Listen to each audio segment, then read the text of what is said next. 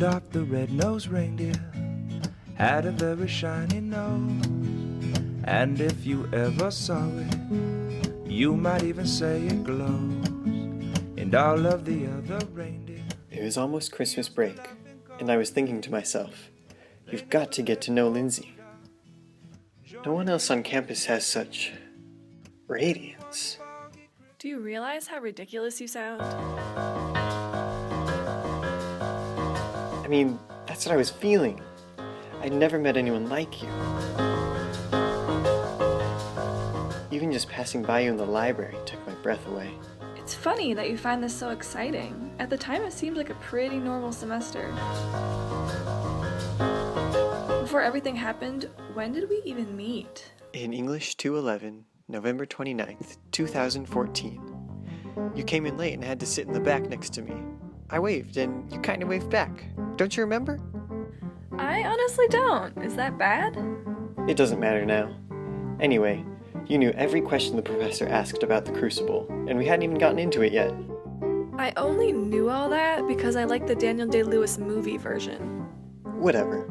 I thought about trying to impress you with stuff I had read, but I couldn't think of anything good. Do you remember when we talked after class the next day? About Kurt Vonnegut? Okay, that I do remember. You seemed to know everything. I just wanted to keep up. Then you started reading Cat's Cradle. Yep, but I also started to formulate a plan. You couldn't just talk to me? Never mind. Keep talking about this plan. When we went with Jill and Aaron to see the Christmas decorations in town, I wanted to ask you to hang out. Man, you looked so pretty that day. Why, thank you, but you didn't say anything. I was just too nervous. Like I said, I needed a plan.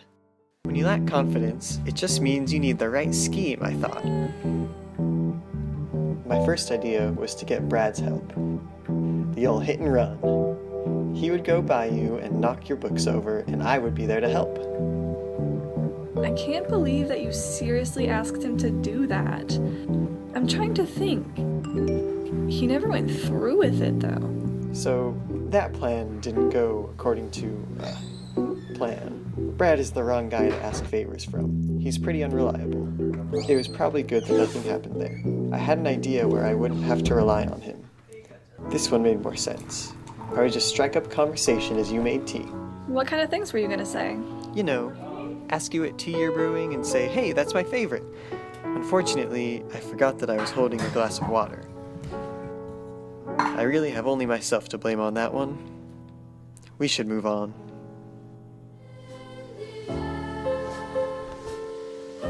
Aw, you really did work hard on these plans, all just to talk to me?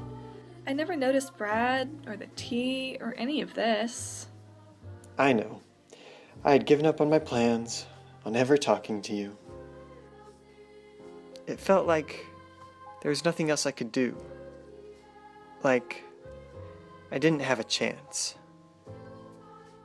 But you did. I wasn't noticing you because you weren't acting like yourself. We needed something to connect on.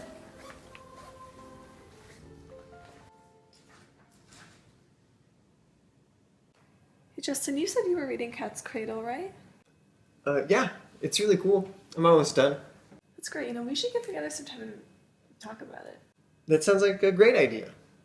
You want to do lunch on Friday? Yeah, I'd love to. Great. See you then. That wasn't so hard, was it? No, it felt totally natural. And that's how talking to you always feels. Hanging out Friday went so well. We had a great conversation and took a nice walk by the tree, just the two of us. Remember how cold it was? Gosh, it was freezing. Not that it mattered. I felt that way too.